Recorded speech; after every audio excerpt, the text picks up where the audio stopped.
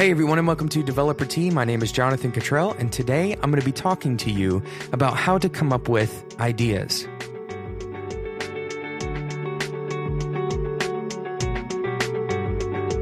Whether you're just now learning to program and you want a first project to learn by building, or maybe you're well into your career and you want a side project, maybe a hobby project, idea generation is going to be essential for you because without a good idea, you're going to get bored. And without a good idea, it's going to feel like you're just building something that you aren't going to use and nobody else is going to use either. So how do you come up with a good idea? It's kind of difficult because it seems like sometimes all of the good ideas are taken. But let me tell you something, all of the good ideas are not taken. And in fact, even if your idea is similar to somebody else's idea, if you can do it better than them, then why not try to do it better than them, right? So ideas are a very wide-ranging thing. When you are trying to come up with an idea, don't rule something out if you feel like somebody else has already done it. But I want to give you some more practical tips just beyond encouraging you to do something. I've got a list of things that kind of have helped me to come up with ideas in the past, and I want to share that with you.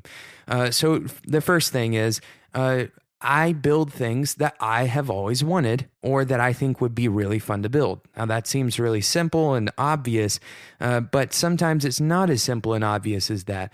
Sometimes I have to write something down when I realize that I want it. For instance, I have a Raspberry Pi at my house, and over the last couple days, I've set up a music server. That music server is always connected to the large stereo system where my TV is. And it's a pretty big system that fills up the house with sound. Now, instead of relying on my Apple TV and streaming from Spotify from my phone, I wanted to have a music server that could pull from Spotify directly to the Raspberry Pi and play over those speakers. So I went to work and I found all of the things that were necessary for that to happen. And then I wrote a few scripts and put them on my phone through an app called Pythonista. I'll include that in the show notes. It's a really cool app that allows you to write Python on your iPhone.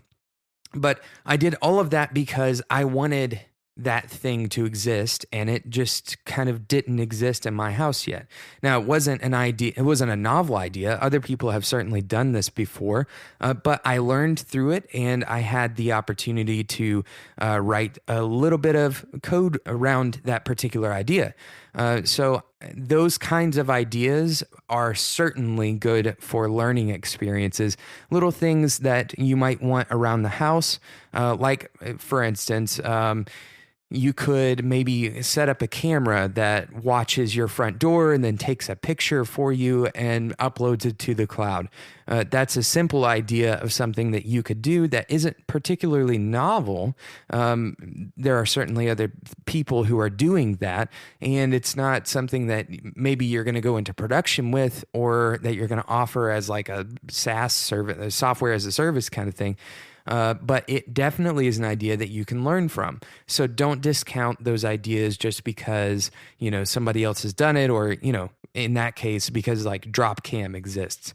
You can still do cool things on your own. You can still create things that already exist and make them your own, make them customized to what you want. Let's say you're having difficulty determining something that you want to exist. And that's pretty common. Sometimes we just kind of get in a rut and everything that we could imagine wanting to exist kind of already does. We're pretty happy with the applications that we have and the software that we're using. So how do you build an app when you don't need anything? Well, other people need things, right? And it's very possible for you to build solely for other people. Now, most people build with the previous thing in mind. It's something that they want or something that they think would be really fun to have. But there are a large number of developers who are building solely for others.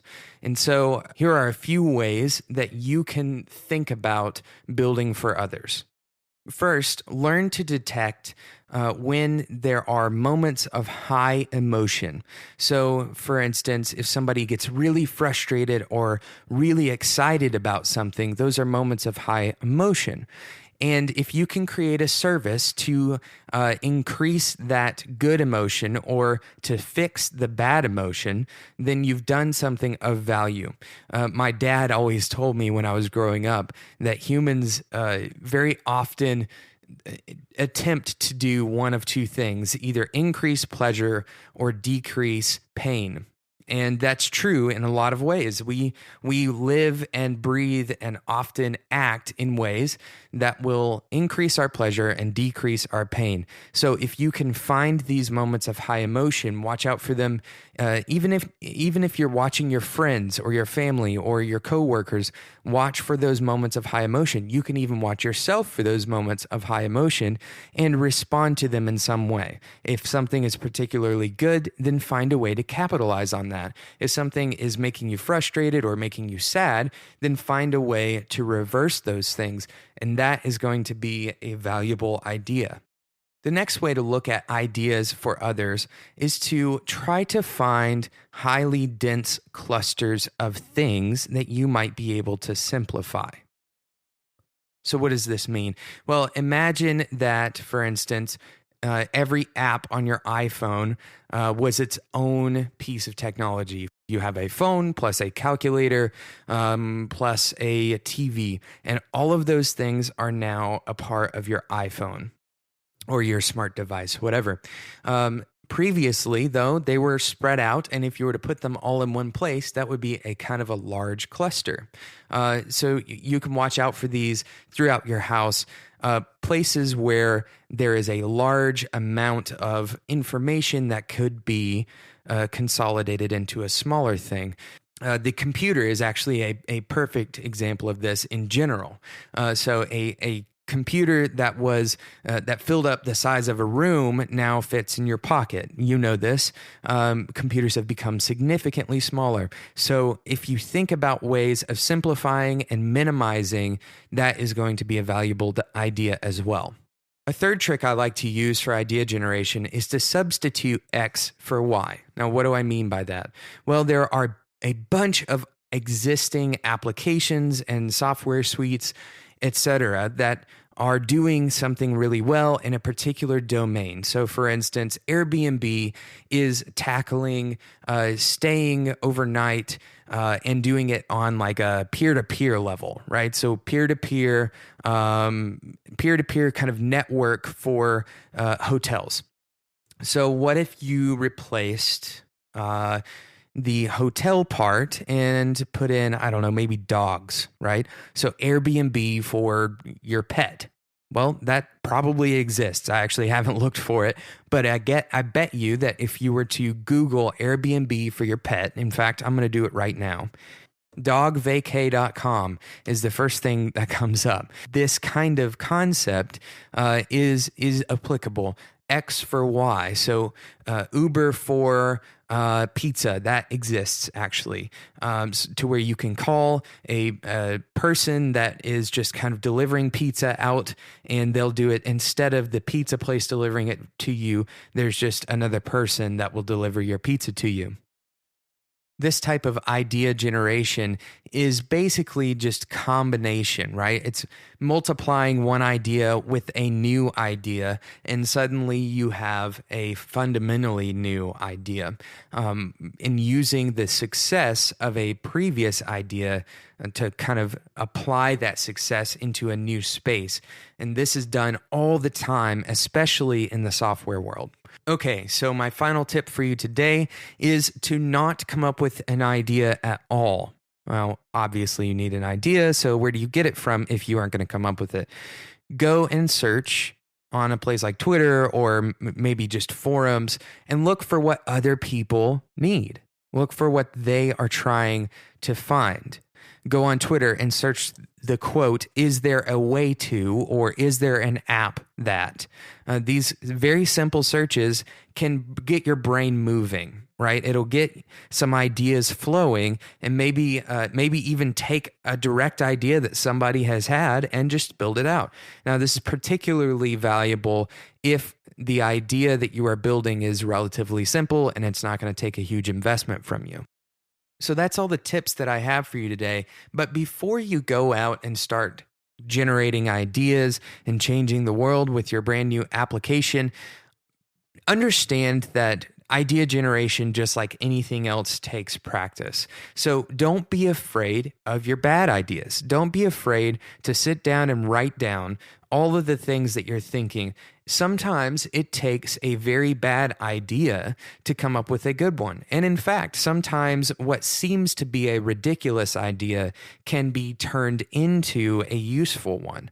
This is particularly useful if you think of something that's really funny, or if you think of something that is particularly weird, and then you just kind of shift it slightly so that it's not just funny, but also useful, or that it's not just weird, but it's also niche, right? It fits a particular audience really well, and therefore it has become very valuable. So don't be afraid of your bad ideas. Write them down and spend some time with your bad ideas. Don't throw them away, and don't hide them down underneath, because those bad ideas need to come out just as much as the good ideas do. There have been quite a few studies about this, by the way. When I was at Georgia Tech, I actually went through a product generation class. And in that product generation class, we actually went through a mathematical proof, which I won't bore you with all the details, but the mathematical proof said that your chances of success are significantly higher if you iterate over and over and over and over. If you have a lot of ideas rather than a few, even if those few ideas have a higher chance of being good, like if you spend more time on them to try to make them better ideas, it is better to have a high volume of ideas than it is to have a low volume of ideas, invariably. So coming up with a ton of ideas is definitely the best way to have a good idea.